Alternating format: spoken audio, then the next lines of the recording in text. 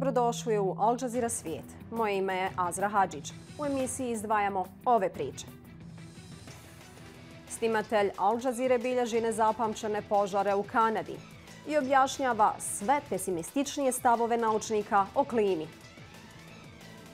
Zašto su putovanja Kenijom u blizini granice sa Somalijom skupa i opasna? Umjetnost u Donjecku. Oružja smrti transformirana u jake simbole života.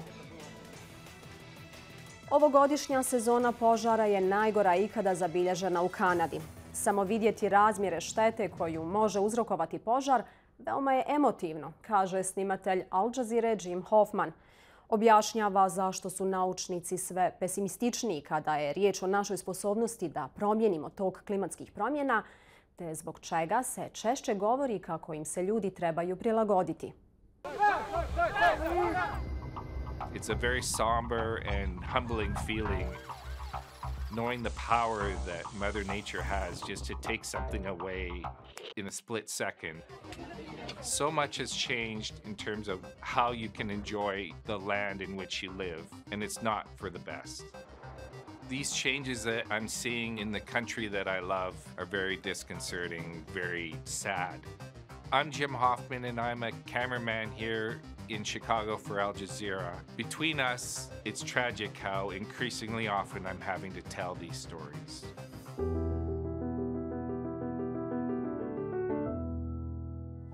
This year's fire season is definitely the worst on record in Canada. A large part of them have been started by lightning, which, as temperature rises, so do the number of lightning strikes.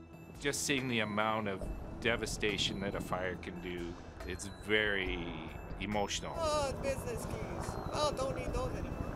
Because this could just be anyone's town. You see the Tim Hortons or the school that's been damaged, and it's quite upsetting. I grew up in an idyllic, truly Canadian town. In small town Alberta, in a town called Thorsby. Weather was always a factor in your life, whether you're surviving it or enjoying it. Every day after school, I'd rush home and me and my friends would go out snowmobiling. Now, winters are nowhere near what they used to be when I was growing up. There's sometimes no snow until December. When I was a kid, we had a cabin at a lake, and the lake would always be at a certain level, and the water would be fresh. Nowadays, the lake is nowhere near the height it used to be. Every year there's problems with algae, fish dying. The whole lake has changed just over my lifetime. Many of the wildfires are in very remote areas, very hard to get to. The governments aren't able to manage this number of fires. This is unprecedented times. It would cost billions and billions of dollars to try and fight each and every one of these fires. They're just letting them burn. But the downside is this is creating a huge amount of smoke that is affecting the whole continent. In Chicago, we had one of the worst days I've ever experienced, and I've lived in Canada where smoky days happen every summer. For the first time in my life, I experienced eyes irritated, and, the burning kind of almost eye-watering discomfort. And you could feel your lungs trying to deal with the smoke. The fact that it's affecting major cities in Chicago, New York, Washington is probably waking up a lot of the world to how serious climate change really is affecting not just locally, but internationally. So over the years, I've done a lot of interviews with scientists talking about forest fires and ways to deal with them and manage them. What I've noticed over the years is their thinking themselves have changed. At one time, they're talking about how we can reverse climate change. I'm hearing less and less talk about how we can stop this, but more about how we're going to have to adapt. It's a bit disconcerting when even the scientists themselves seem more pessimistic about the ability to reverse this change. As humans, we're going to have to adapt, whether it means moving where we live or what kind of plants we have around our homes, or just general ideas about changing how we drive. We're having to adapt our lifestyle. because of smoke and wildfires. It's an unstoppable change.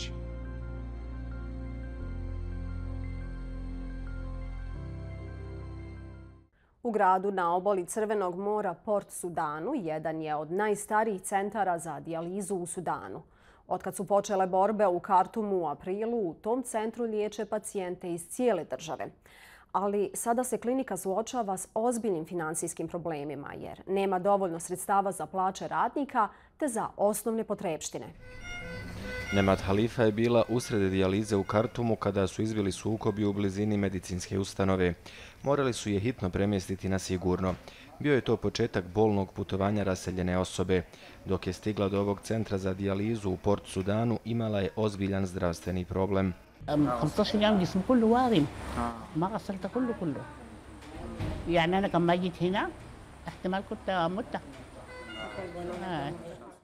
Ali opstanak centra sada visi o koncu. Svaki dan blizu 80 pacijenata dolazi na dijalizu, postupak kojim se otklanjaju višak vode i toksini iz krvi jer im bubrezi više ne mogu obavljati tu funkciju.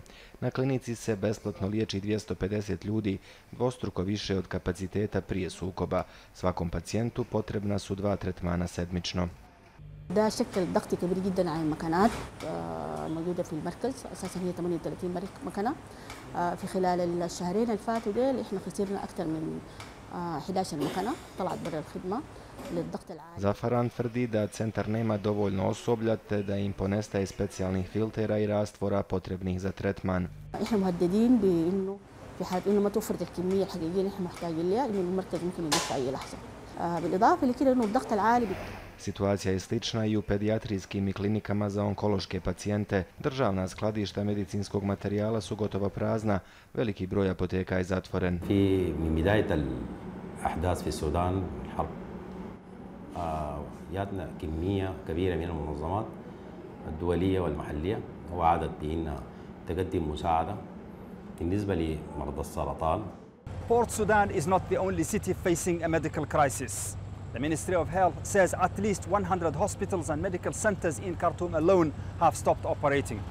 And the situation in Darfur is even worse. Vladini zvaničnici i humanitarne agencije kažu da je pružanje zdravstvenih usluga prioritet, ali zato je potreban prekid vatre kao i garancija za sigurnu dostavu zaliha i pristup ljudima kojima je pomoć potrebna. Putovanje u grad Manderu u Keniji i izlazak iz njega mogu biti veoma opasni i skupi. Onima koji putuju autobusom policija pomaže da sigurno prođu kroz ovaj grad u blizini granice sa Somalijom. Sve veći broj napada na putnike u tom području, a kako izvještava reporterka Catherine Soji, kenijska vlada krivi oružanu grupu Al-Shabaab iz Somalije. Ovi autobusi u okrugu Mandera voze za Nairobi.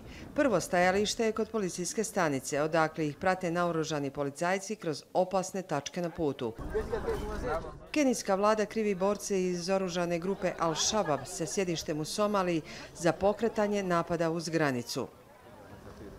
Napadaju iz zasjede i postavljaju improvizovane bombe. Mete su im bezbjednosne snage i civili. Boaz Butasi kaže da više ne putuje cestom. Previše je opasno, a avionsku kartu ne može da priušti. You never know kama utafikiaza you are in between death and life. Ni kama sasa this is not our country. Mnogi drugi putnici ovdje misle isto. dowladdu inta tabarteeda way ka dadaalihaysaa nabadgelyadeeda wixii de xaq ilaahay ka dhaca oo dowladda ka tanbatana aad ba malaha. Kenija dijeli gotovo 700 km dugu granicu sa Somalijom. Napadi su počeli nedugo nakon što je Kenija poslala vojnike u Somaliju da pomognu da poraze Al-Shabaab zajedno sa snagama Afričke unije. This is one of the most dangerous roads in Mandera. A landmine exploded here not too long ago. And if you go further down, we're being told that 7 people died last year because of this incident, and these are not isolated cases. Ovo je posljedica tog napada koji je uključivao minibus. Zamjenik guvernera Mandere kaže da se borci pomjeraju dublje u unutrašnjost. A kind of challenges are not won only by our security officers.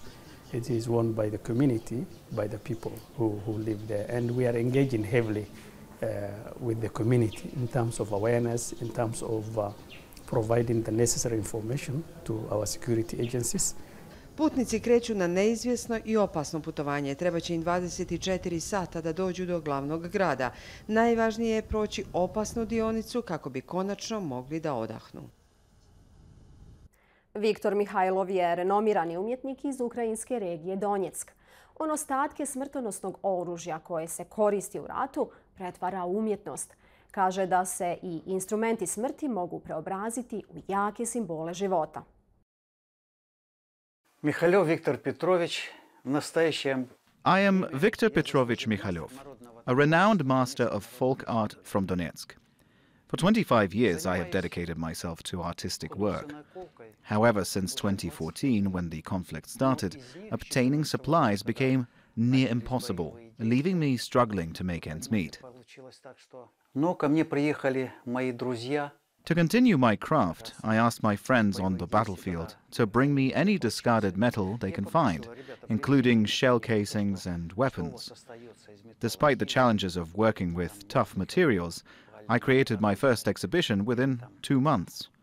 People admired the transformation of the lethal shrapnel into artworks, asking if they could buy my works. In 2017, I encountered a dangerous situation while working. Without realizing it, I began cutting into a shell casing from World War II. Suddenly, it started to burn and emit a bright blue beam. I quickly sought refuge in another room as it exploded. Though the blast caused damage, kind individuals helped me restore my workshop. Prior to the war, Donbass was known as the region of 1,000,000 roses. We celebrated this beauty annually, strolling through gardens and finding joy in the simple things in life. Explosions were unheard of and happiness filled the air. My art intends to convey that these shells, despite their destructive nature, can still be given new life. I hope to inspire others with the idea that even in the darkest times, we can find beauty. Ultimately, my creations also symbolize our collective desire for peace, abundance, and life, instead of war, hunger, and death. Tokom odrastanja često se osjećala usamljenom i slikanje je bilo njen jedini način izražavanja.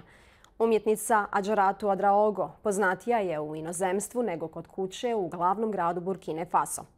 Kako bi potaknula lokalno stanovništvo da sudjeluje u umjetnosti i slavi je, ona organizira ulični događaj Moj grad u slikanju. San joj je otvoriti slikarsku školu za djecu. U narednim minutama govori o tome kako je pronašla svoj glas i sreću kroz umjetnost.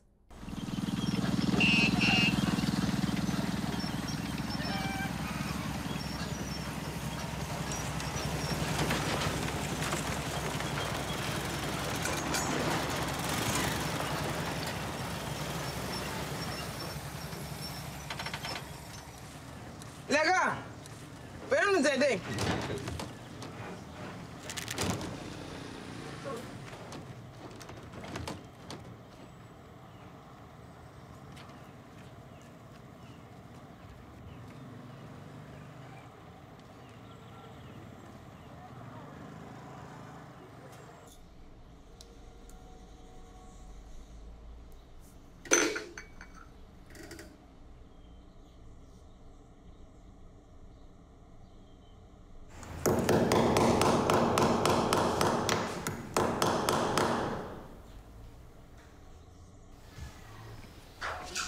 C'est penché à droite. C'est penché à droite.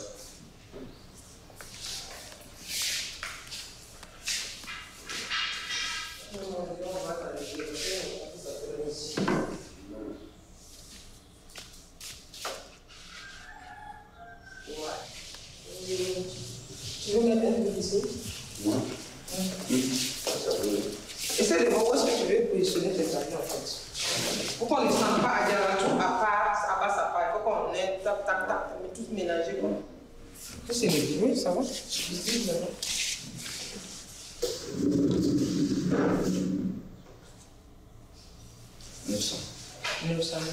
Le premier.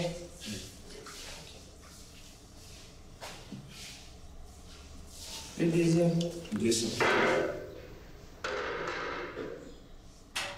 Tu vois toujours l'heure dans la tête, non? Faut pas après. 375. Là, je laisse. Comme ça, c'est... Si le prix est abordable, les gens achètent, il n'y a pas de souci. C'est pas... Bon, même si à pourcentage, on ne va pas dépasser 15%, quoi, 15%, parce que c'est pas... L'objectif, c'est pas de prendre de l'argent sur les œuvres des... Voilà. Mais comme il y a le vernissage, il y a pas mal de trucs à... Voilà. C'est juste vraiment une petite participation, quoi. C'est pas vraiment un truc comme ça.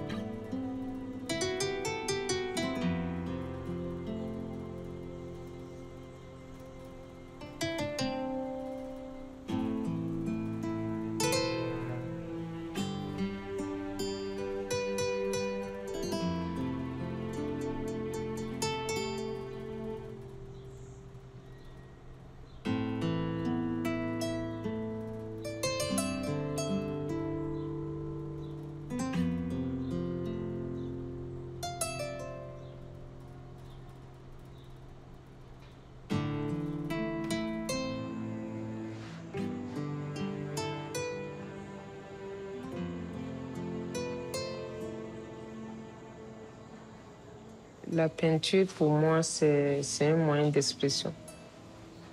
Parce que dès mon enfance, et toute petite, je ne parle pas beaucoup. Donc, la peinture, le dessin, c'était le seul moyen d'expression que j'ai. Donc, quand j'étais beaucoup nerveuse quand j'étais toute petite, j'étais un enfant solitaire un peu dans mon coin. Et j'ai passé mon temps à dessiner. Même à l'école, en classe, je dessinais. Je dessinais mes deux petits frères, je dessinais ma maman, je dessinais ce que je voyais, les autres enfants de mon papa qui me frappaient. Je dessinais tout ce que j'avais envie de dessiner, en fait. Je me cachais, en fait, pour faire ça. Parce que je ne voulais pas qu'on voie ce que je faisais. Parce que pour moi, c'est comme un secret, c'est comme un journal intime, c'est comme quelque chose que je vais dire, mais je ne voulais pas qu'on m'entende, que les gens entendent, en fait.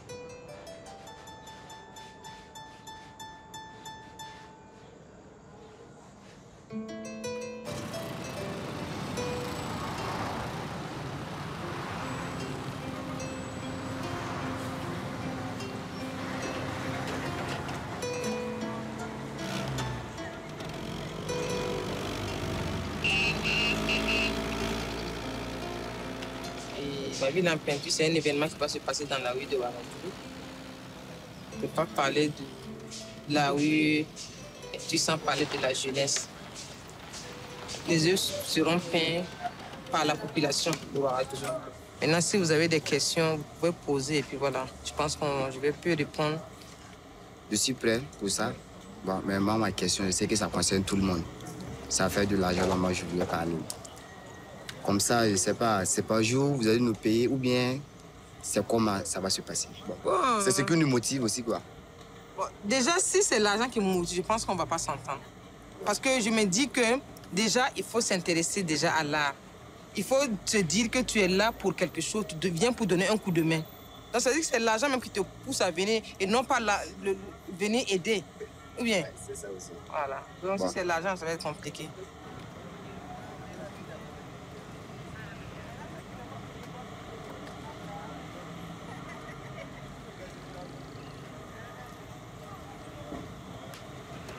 Je suis même beaucoup plus connue à l'extérieur qu'ici. Ici, quand on parle d'Adiaratou et de Lago, bon, il y a beaucoup qui me connaissent pas. Et disons que l'année, il y a déjà 2 ans, j'ai décidé de sortir dans la rue, exposer mon travail. Parce que j'aimerais aussi me faire connaître ici chez moi, que les gens connaissent mon travail et qu'ils sachent ce que c'est que la peinture. Parce que les gens ils voient les tableaux dans des bureaux, c'est joli, mais ils ne connaissent pas ce que c'est que vraiment l'art plastique, les tableaux, tout ça. Un jour, j'ai décidé comme ça de ramasser mes chevalets, d'aller dans la rue, au marché et peindre. Tu vois que les gens sont intéressés, ils sont contents, même les mamans qui vendent les tomates, ils se lèvent, ils font des trucs, et puis ils rigolent. En fait, les gens aiment ce qu'on fait, mais parce qu'ils ne connaissent pas. Oui. Donc, c'est à nous d'aller vers la population. Okay. Il dit, bon, dans ce cas, je vais faire un événement de peinture et que tout va se passer dans la rue. Maintenant, j'ai fait appel à toi parce que je me suis dit, j'ai ciblé 5 ronds-points. Et dans chaque rond-point, on doit avoir un ambassadeur. Mais je ne veux pas que ce soit seulement des peintres. Je veux des gens qui sont dans d'autres domaines, comme le cinéma, la musique, qui sont des artistes, mais qui ne peignent pas. Qui vont aussi inviter ces fans à sortir massivement, à peindre avec eux ce jour-là. Donc je me dis, bon, dans le cinéma, quand même, je peux inviter Kadi pour qu'elle soit ambassadrice d'un rond-point et que tu invites tes amis, tes collègues à venir peindre avec toi.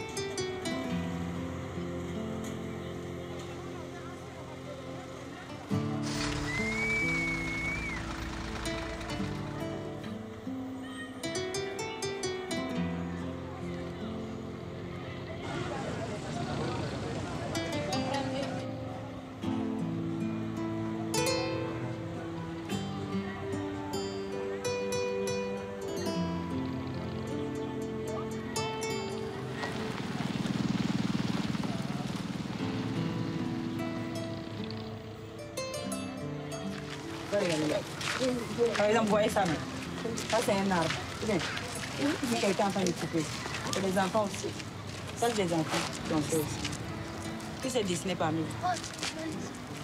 C'est des enfants qui n'ont jamais même dessiné.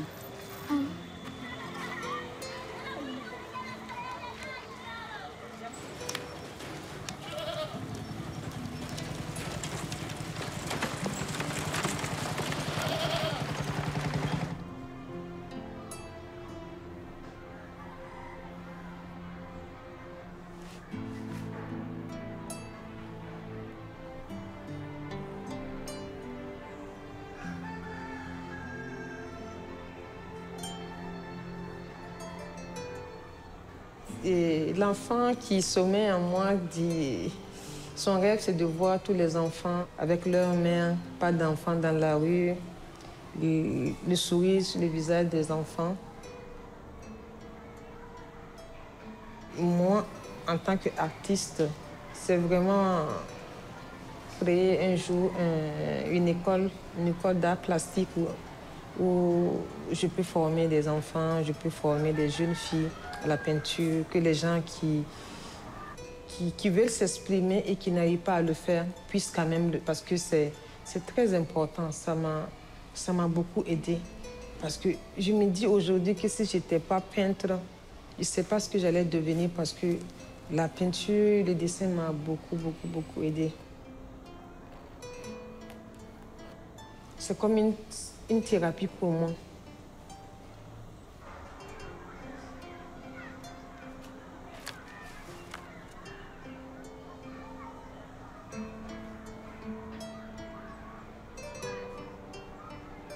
Pour moi, le bonheur, c'est de me réveiller le matin en bonne santé, de retrouver mes pinceaux, de retrouver mes couleurs et peindre en dansant. Mettre quelque chose sur la toile, ce que je ressens sur la toile, c'est vraiment un bonheur. Et j'invite tout le monde à le faire, c'est important. Ovom pričom završavamo emisiju. Hvala za izdvojeno vrijeme. Doviđenja.